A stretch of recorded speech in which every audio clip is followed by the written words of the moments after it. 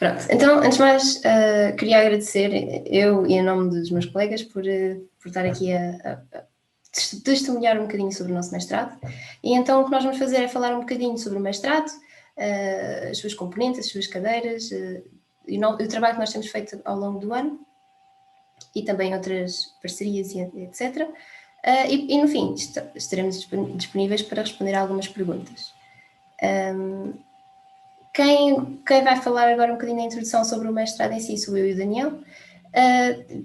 Como podem ver, viemos de áreas distintas e, como podem ver, aqui no meio temos alguns nomes de background dos nossos alunos, ou seja, o nosso mestrado é um mestrado multidisciplinar, em que não só temos gestão, como economia, como sociologia, antropologia, etc. E o que é que nós podemos contar com o nosso mestrado? Então, é um mestrado diurno em português e de 2 anos. O primeiro ano com cadeiras, unidades curriculares presenciais, por exemplo, sem Covid eram presenciais, e depois o ano de dissertação. Pronto, e as candidaturas são em janeiro. Para quem quiser no próximo ano ser nossos colegas, não se distraiam. Entre dezembro e fevereiro, estejam atentos. É importante dizer que o nosso mestrado tem algumas parcerias. Estas são as 4 parcerias que estão no site do mestrado. Feels Like Home é uma empresa de aluguer de espaços turísticos, por exemplo, quartos, casas. A Expand IT, que é uma consultoria de software. E a BI for All e a IDC, que também são consultorias na área de data science, de análise de dados, tudo o que seja tirar conhecimento a partir de dados. Pronto, aqui só para falar um pouco do tipo de workshops que a gente já teve. Em termos de Tableau, a gente teve um workshop com a Expand IT. Em termos de Qlik, foi a própria Qlik que nos deu o workshop em QlikSense. E depois, em termos de Power BI, foi a BI for All, que a Diana também já referiu. Em termos de plano de estudo, eu não vou estar aqui a ler tudo, mas porque a gente já vai dar uns exemplos das disciplinas, mas como podem ver, vai desde a parte inicial de dados, da exploração de dados, também a parte da estratégia, inclusive a gestão de base de dados, depois uma parte mais técnica que a gente pode considerar ali a parte da análise preditiva, prescritiva e inclusive depois a ligação com o negócio. Só te referi que depois também tem a opção das optativas. Claro que no segundo ano estamos a falar sobretudo da parte da tese. Ok, então agora vamos passar um bocadinho pelo que abordámos nas várias unidades curriculares que tivemos. Estas 3 primeiras unidades curriculares pertencem ao primeiro semestre do primeiro ano. Estratégia de Report, com o docente Álvaro Rosa, foi uma unidade curricular onde fizemos um trabalho de grupo e também tivemos um teste final, e foi tudo muito à base de compreender o negócio, compreender as empresas, as suas estratégias, pontos fortes, pontos fracos, pronto, à base desse género de análises. Depois tivemos a análise de dados exploratória, que no próximo ano será com a professora Maria Figueiredo, e o que nós fizemos nesta unidade curricular foi uma espécie de análise de dados, não é? Ou seja, nós fomos avaliados também com trabalho de grupo e com um teste final, em que o trabalho de grupo era uma base de dados, neste caso, como podem ver ali pelo nome, Leigos para o Desenvolvimento, era o nome do trabalho de grupo. O que é que isto significa? Este trabalho pretendia que nós conseguíssemos encontrar perfis de doadores, porque esta base de dados era relativo a doadores e todas as suas características, ou seja, se davam há muito tempo, há pouco tempo, entre outras. E pronto, e para tal fizemos segmentações para encontrar esses perfis. E fizemos estas análises. Depois, não só a nível de segmentação, fizemos uma análise de dados, como médias, máximos, corrigir dados, que também havia dados errados, e missings, pronto, essa parte toda de preparação de dados, tudo em Statistics, da IBM. E a terceira unidade curricular, a gestão de base de dados. Aqui utilizámos o SQL. O que nós realizámos aqui foi análises de base de dados, neste caso relacionais. Fomos avaliados também com um trabalho de grupo, mas este trabalho de grupo era repartido em várias partes ao longo da unidade curricular e depois no fim tínhamos um exame. Este trabalho de grupo também foi muito interessante.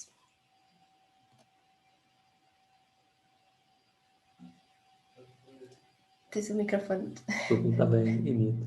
Aqui em termos de aplicações de Business Analytics, aqui na parte de cima tem só uma pequena lista, porque nós tivemos o convite do professor Raul para fazer entrevistas, uma entrevista já estruturada, mas de forma a que a gente fosse percebendo também o que está a fazer lá fora, e portanto eu dou aqui uns pequenos exemplos de alguns dos melhores trabalhos,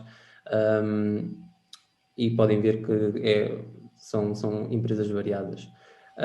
Entretanto, agora vamos também mostrar-vos um pequeno vídeo, porque depois também a proposta também seria para desenvolvermos a nossa parte criativa através da exposição de um vídeo. Pronto, este aqui assim é um outro trabalho que os colegas desenvolveram, e entretanto a gente então agora vai mostrar um vídeo de cerca de 2 minutos e pouco, para então perceberem o que a gente andou a desenvolver. Só espero que isto esteja só. Ok.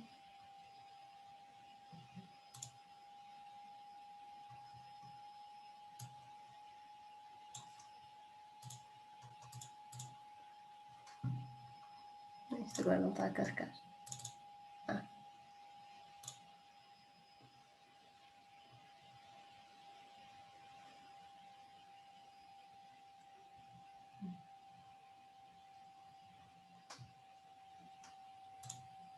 Acho que o vídeo não está a querer colaborar connosco.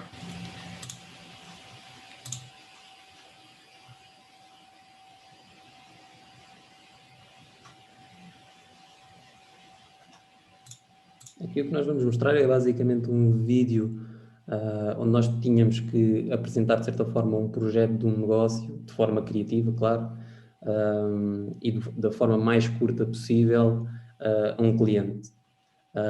E exatamente como eu disse, era sobretudo para a gente puxar pela criatividade e tentar ser o mais apelativo possível. E o formato seria, lá está, em vídeo. Por exemplo, no anterior que eu estava ainda agora a mostrar, os colegas decidiram desenhar, e neste aqui os colegas decidiram aparecer no vídeo. Vamos ver se colabora. Conseguem ouvir o som? Não tem som, não tem som. Ok, falta só agora. Tens que parar de partilhar e depois partilhar com o som. Ana, preciso que vais buscar a declaração para o IRS. Tá bem, pai. Quantas foram as vezes que os teus pais te pediram isto e tu pensaste: fogo, lá vou eu ter que ir passar uma eternidade na fila da secretaria. Sair do conforto da nossa casa, ter que vestir, apanhar transportes e mais transportes, para no final chegar lá e por vezes o papel que precisávamos já tínhamos que o ter levado assinado de casa. Todo estudante sabe que os serviços académicos são necessários em qualquer altura do percurso de um estudante, seja para inscrever numa segunda fase, seja para o papel do passe logo em setembro, seja até para ir de Erasmus ou outro qualquer assunto. Eles estão sempre lá para nos ajudar com as demais questões. A realidade é que são muitos os alunos, são muitos os estudantes e os trabalhadores estão cada vez mais sobrecarregados. E o Covid não veio ajudar a isso. Por isso, nós decidimos que estava na altura de nos atualizar, de existir uma transformação digital neste serviço tão aclamado pelos estudantes. Então, num dia normal de um estudante pouco informado, ele depara-se quando chega ao ISCTE com mais 3 alunos que estavam a aguardar pelos serviços. Estavam bastante insatisfeitos com o tempo de espera, o Covid não estava a ajudar, e até que aparece uma estudante que já estava um pouco mais atualizada. Não sabem do que estamos a falar? É a nova plataforma do ISCTE. Bem-vindos à plataforma ISCTE Online. Esta plataforma permite retirar senhas, marcar atendimento presencial com antecedência, inscrever em exames através de um preenchimento de formulário, pedidos de declaração, entregas de declaração, requisitar salas antecipadamente, regularizar valores de propinas ou consultá-los e ainda tem uma criação de uma conta estudante para utilizar nos demais serviços do ISCTE, sejam fotocópias, cantina, entre outros. Esta plataforma pretende apostar na transformação digital nos processos tradicionais do ISCTE, tornando-se um modelo adaptável para outras faculdades. No entanto, o seu objetivo geral é melhorar o desempenho de um serviço já existente, diminuindo os tempos de espera dos alunos, diminuindo a sobrecarga dos trabalhadores e apostando em inovação e adaptação à realidade. Esta utilizará o Analytics para melhorar os seus processos, através do preenchimento automático de documentos, acesso às informações dos alunos online e antecipa falhas e necessidades dos serviços, alertando para qualquer irregularidade. Terá como transformação digital também a assinatura digital dos documentos pelos funcionários e tornará os processos em papel em digitais, contribuindo também para um melhor ambiente. Numa altura em que se apela ao distanciamento social e que devemos utilizar o bom senso, priorizando os serviços que realizamos presencialmente, por que é que não te juntas a nós? Foge à norma, utiliza a plataforma. Só faltas tu. A Ana já aderiu à Escutei Online e parece estar satisfeita. E tu?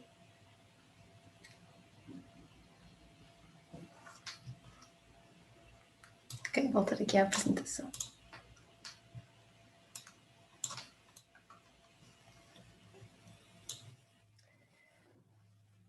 Continuando, nós tivemos também a unidade curricular de análise de dados não estruturados. Aqui o que nós fizemos foi basicamente text mining, ou seja, analisar reviews. Fomos também avaliados com um trabalho de grupo e um teste final, e temos aqui 3 exemplos de trabalhos de grupo. 2 deles relativos a filmes. O primeiro que compara reviews do top 3 e do bottom 3, ou seja, os 3 melhores filmes do IMDb e os 3 piores, para perceber quais é que são as relações ou o que é que pode acontecer para um filme estar assim avaliado.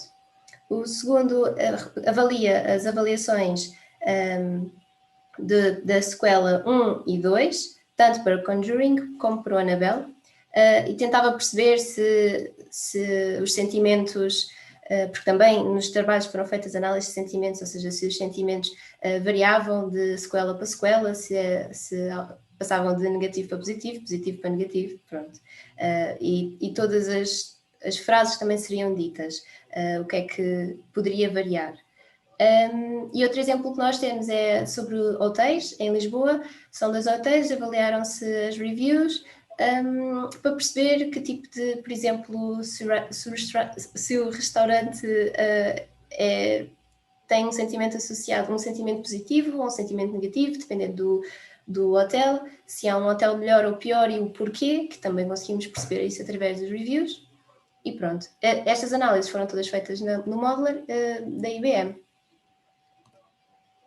Aqui, a nível de análise preditiva, o nosso professor foi o professor Raul Laureano, e aqui dividimos em 2, ou seja, primeiro, esta unidade curricular teve uma parceria com a Teleperformance, ou seja, a Teleperformance propôs um problema para nós analisarmos e solucionarmos, que seria a Debt Collection, ou seja, dar-nos uma base de dados com informação sobre devedores, e queriam perceber quais é que era o perfil dos devedores e prever quem é que poderia prometer pagar, para saber a quem é que ligava primeiro. E a maior parte dos trabalhos foram sobre este tipo de problema.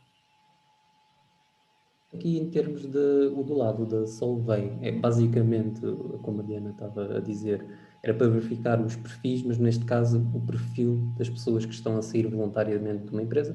Neste caso estamos a usar, usou-se dados de recursos humanos, desde seja a idade, o país da pessoa, o tipo de trabalho, há quanto tempo é que está na empresa, etc.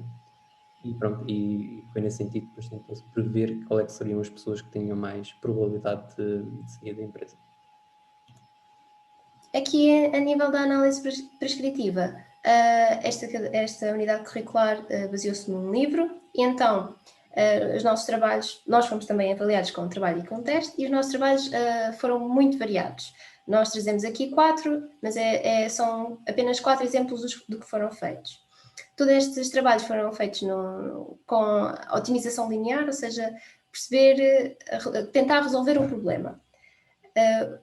Explicando o primeiro trabalho, K&L Designs seria uma empresa de produção de caixinhas de joias, e o problema era perceber quantas caixinhas produzir para satisfazer a procura, também quantas podemos guardar no inventário, e através de um modelo realizado no Excel, neste caso, conseguíamos dizer, ok, temos que produzir X caixinhas porque temos que satisfazer X procura e podemos armazenar Y.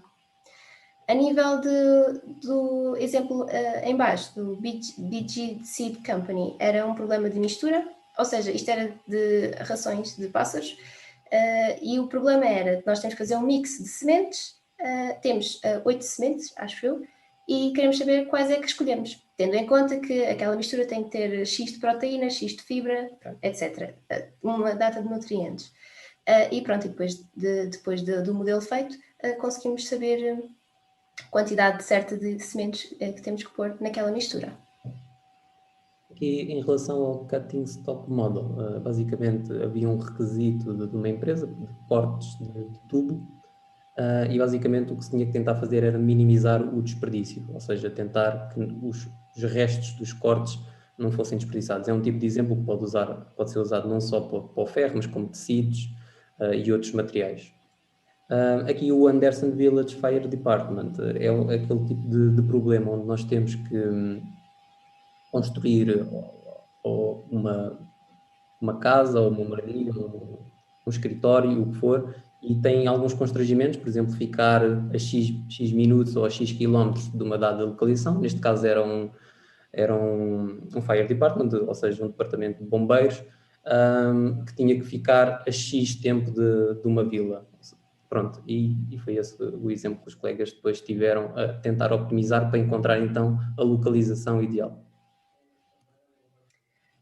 Aqui na Methods Analytics em Big Data, nós trabalhamos com o NIME, foi uma unidade curricular metade prática, metade teórica, porque trabalhar com Big Data é muito difícil.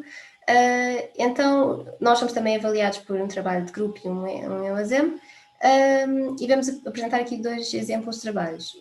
Um de sistemas de recomendação, ou seja, basicamente através do Big Data, de IoT, de todas as informações disponíveis na internet, poderiam ser utilizadas para sugerir filmes. Neste caso, este trabalho era sobre filmes, depois também tinha sugestões, por exemplo, de turismo.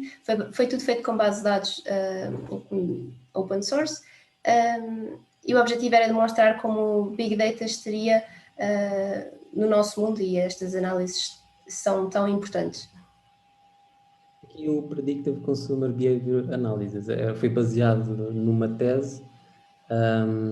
A própria tese foi baseada num ficheiro que está online e tem cerca de 20 gigabytes. Lá estamos a falar aqui de Big Data. E basicamente o que se tentou fazer neste trabalho foi a parte de clusterização e segmentação para tentar perceber quais seriam os tipos de clientes que, oferecendo um desconto, depois conseguiriam então, digamos, a empresa conseguiria arrecadar mais lucro. E basicamente foi essa a intenção. Depois aqui, no seminário em Business Analytics, a gente teve 2 componentes, ou seja, uma componente mais técnica e depois uma componente mais de preparação da estratégia e do planeamento. Em termos da parte mais técnica, foi uma parte dada por alunos e ex-alunos do professor Fernando Buarque, da Universidade de Pernambuco, ok?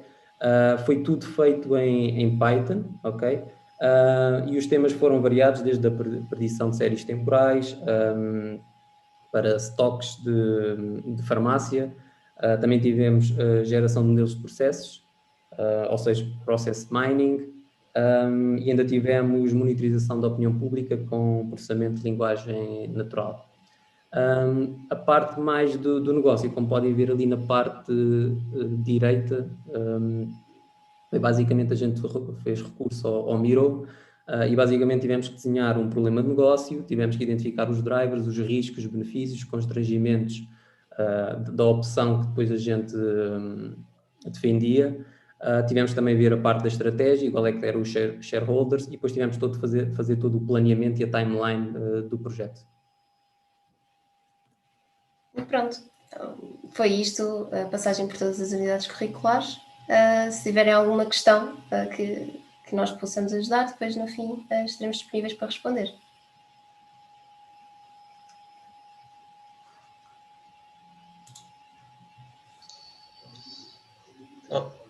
Olá, boa tarde a todos. Eu sou o Thiago da Silva Borba, sou formado em Economia pela Universidade da UFSC. E eu vim para o ISCTE, aqui em Portugal, para estudar o Business Analytics, né? Eu vou falar para vocês agora que é sobre uma iniciativa dos alunos do mestrado, que é a criação de uma academia de Business Analytics, Business Intelligence, qualquer coisa. Nessa ideia era criar uma academia dentro do ISCTE para passar esse conhecimento que a gente aprende no curso ou para expandir o próprio conhecimento para os próprios alunos do mestrado ou para os alunos de outros cursos. Eu vou mostrar aqui uma primeira apresentação que a gente fez para a criação da academia, partes dela, na verdade. Deixa eu colocar aqui para compartilhar.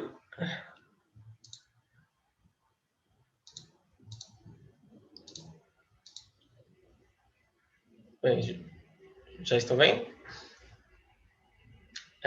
Então, esse foi o nosso foi o começo do começo, né? Esses são os integrantes iniciais. Acho que todos que estão aqui também estiveram a fazer as 48 horas de business de BA.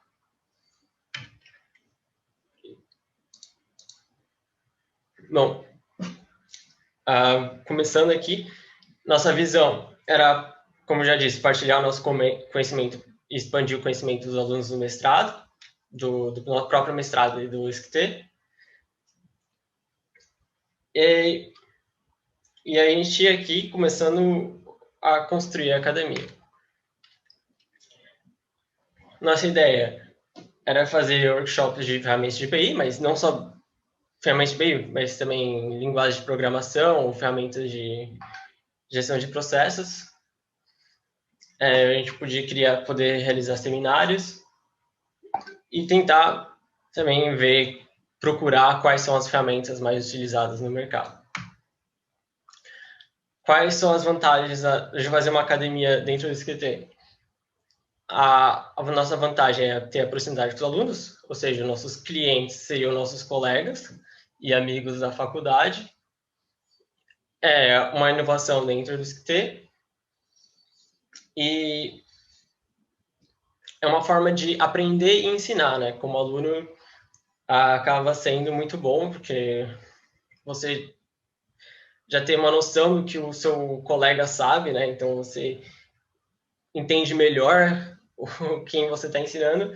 Também ensinar é uma das melhores formas de aprender, né? Quais são os benefícios de participar da Academia de BA?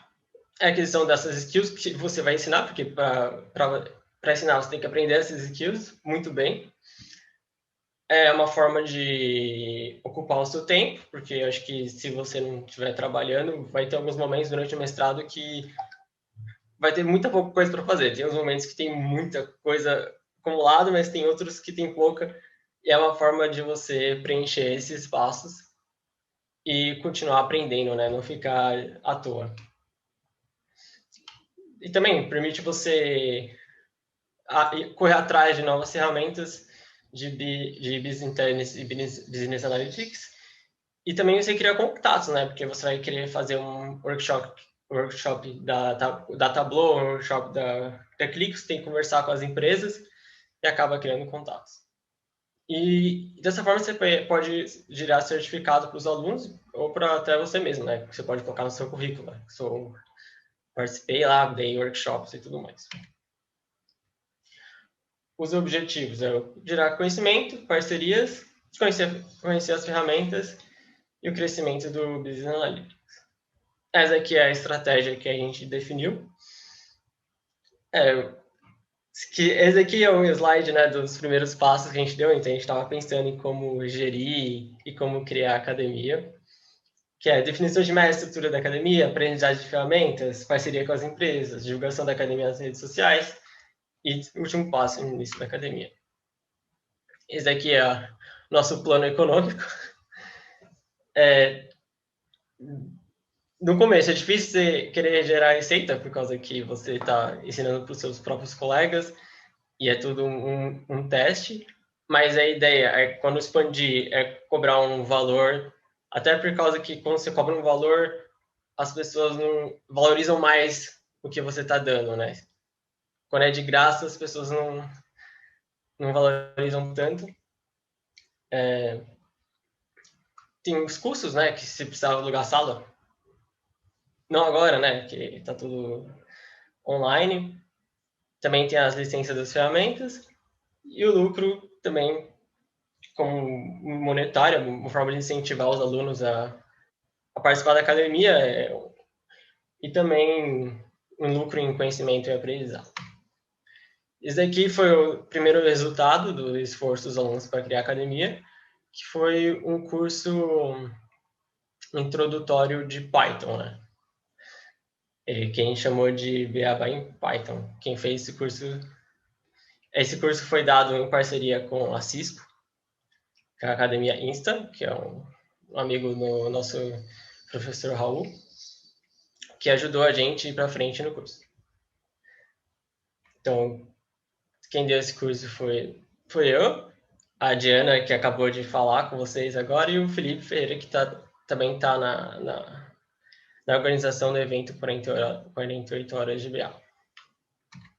Esses aqui foram as aulas que a gente deu, foi ao todo 15 horas de aula, e a gente deu os 4 módulos do Python Institute Essentials, que é um curso introdutório de Python, que a gente ensinou a instalar o Conda, que é onde deu as aulas, que é onde roda os Jupyter Notebooks, que geralmente quando você... Agora é muito na moda para fazer análise de dados, usar um Jupyter Notebooks, acho que você vai ver isso com certeza. Se você começar a estudar análise de dados, vai lá os arquivos PYNG, eu acho. Então a gente ensinou a instalar o Conda e tudo mais.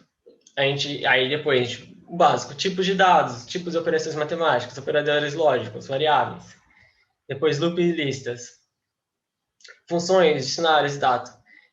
Esse é o básico para você começar a aprender o Python e já começar a andar com as próprias pernas. Assim, acho que se você começar... A ideia era, se você saber isso, você já conseguir, por conta própria e vendo notebooks em Python, entender o que está sendo escrito lá, entender os códigos. Acho que esse é o básico para você já começar a ter um bom entendimento do Python. Desse curso, acho que a gente só deu para os alunos do mestrado e mais, acho que 2 convidados. E dele, 15 pessoas conseguiram concluir o curso, e eu acho que foi bem importante. Até por causa que a gente teve bastante coisa em Python nesse semestre. E eu espero que tenha ajudado a gente entender melhor o que foi dado nas aulas. E também é muito importante, se você quiser pegar algumas cadeiras optativas em ciência de dados, eles dão tudo em Python. Então, eu acho que é um bom curso para você tentar pegar essas optativas. E é um negócio que vamos ver se a gente consegue andar para frente, né? Talvez a gente tente ensinar para os próximos alunos também, para dar a continuidade a isso. Mais ideias do curso, né? O que a gente pode fazer de academia de BA? Bastante coisa. Tem o Python que a gente fez, mas pode já ser o R. Também é uma linguagem bastante usada na análise de dados. Tem Scala. A curva de aprendizado é um pouco mais devagar, né? Porque o Scala é bem mais difícil, mas é uma linguagem que vai parecer muito ciência de dados, fala muito de Scala. Pode ser um curso de BI, pode ensinar Power BI, Tableau, o Click. A gente está pensando também, existe uma ideia de dar o SPSS Statistics e o Modeler, tanto para os alunos que vão entrar agora, quanto para alunos que estão fazendo a tese de mestrado, a tese de conclusão da licenciatura, e tentar passar o nosso conhecimento para esses alunos que estão fazendo as teses. Também tem o NIME, que a gente usou agora para Big Data. E tem o Gira, é um exemplo de análise de processos que eu coloquei aqui, por causa que é um programa que me perguntaram durante uma entrevista de emprego, que pode ser também colocado eventualmente numa academia de BA, por que não?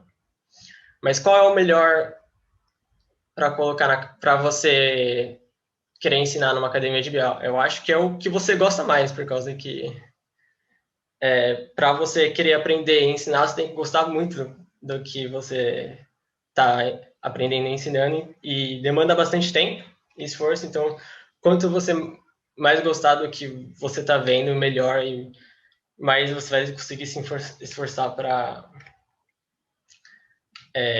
ensinar os outros alunos.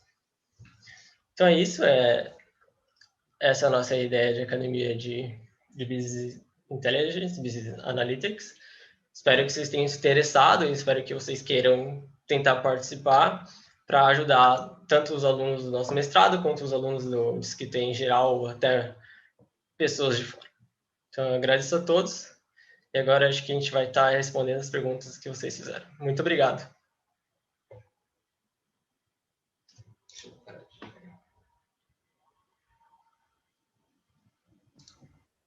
Obrigada pelo vosso testemunho.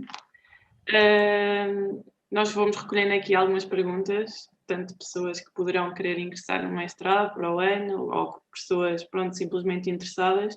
A primeira é preciso ter bases de matemática e gostar de programação para fazer este mestrado?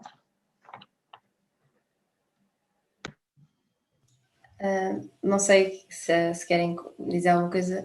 Acho que assim, é preciso gostar, assim, é preciso gostar sempre. Agora, bases de programação e matemática, sim, é assim. Nós não vamos aprender nada que ninguém consiga fazer e principalmente todas as introduções a programas e Pythons e tudo o que nós demos passou sempre uma parte introdutória primeiro antes de começarmos a fazer as análises a sério. Ou seja, se tiver uma introdução a alguns programas, ótimo. Se não tiver, também não é o fim do mundo. Tudo se faz. A nível de matemática, é assim, é importante gostar de análise de dados e é importante gostar de otimização, essa parte. Matemática em si, se gostarem também é um plus. Sim, tem sempre uma componente estatística, portanto, não se pode fugir à parte estatística, portanto, matemática. Sim, essa parte nunca se vai conseguir fugir, é verdade.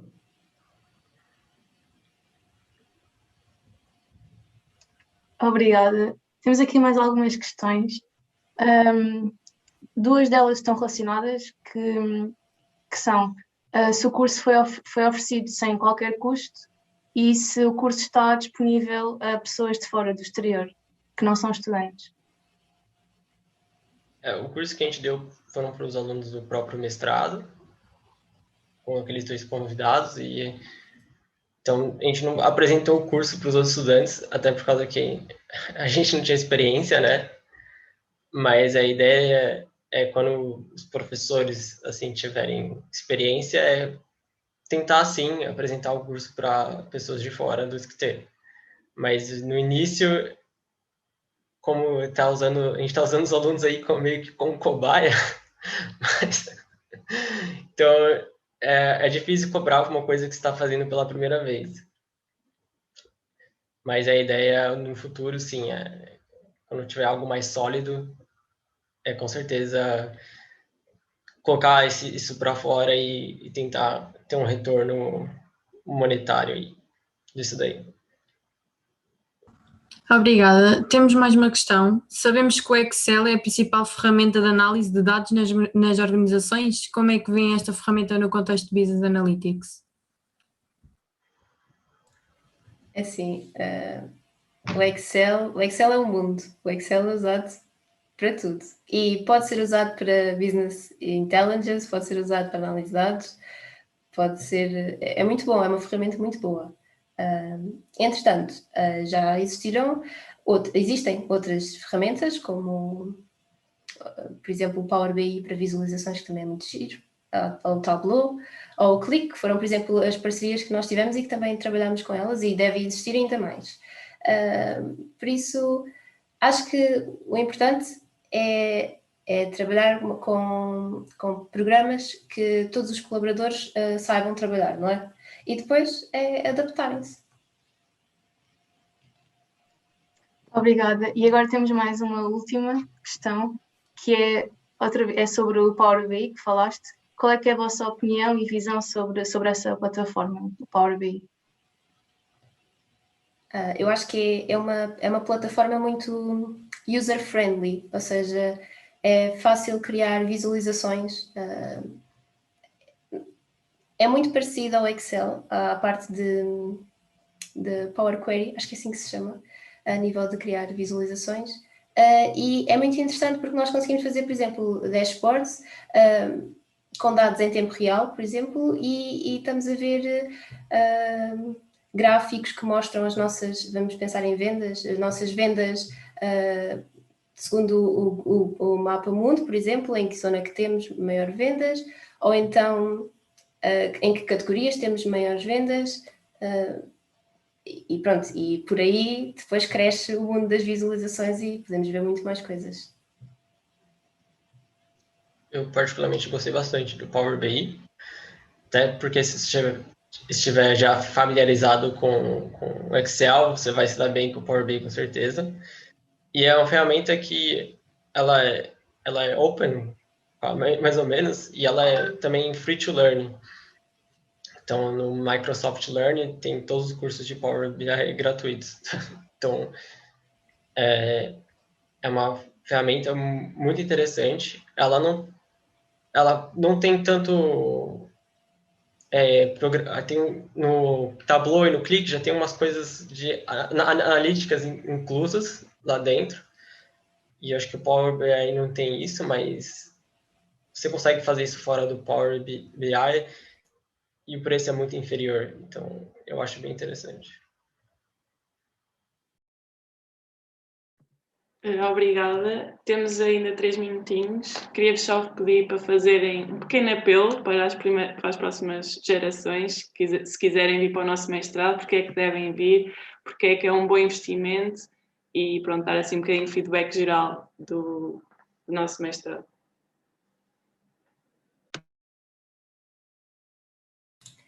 É assim, eu se calhar sou suspeita, porque eu fiz a minha licenciatura no ISCTE e continuei para o mestrado. Realmente estudar no ISCTE é muito bom. O ISCTE tem muito bom ambiente.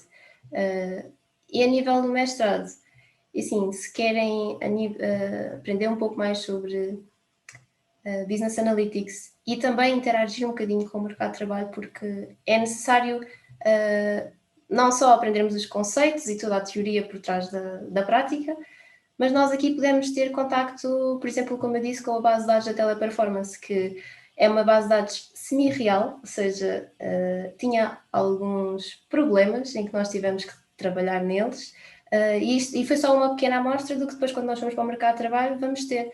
Por isso, este mestrado é muito prático e mostra-nos como é que o mercado de trabalho funciona. Sim, eu também destacava depois, lá está, como nós já falámos, dos softwares, ou seja, nós tivemos a possibilidade de ver um pouco de tudo que há lá fora, venda. E depois outra coisa é que acho que acaba por ser um mestrado exigente, mas acho que é uma exigência que é boa, ou seja, faz-te praticar, faz-te fazer o uso de ferramentas e técnicas que depois vais ter que usar, e faz-te às vezes um bocadinho bater com a cabeça na parede, mas é bom porque depois de bateres com a cabeça na parede aprendes, e portanto sais com mais conhecimentos e mais capaz, e portanto, sim.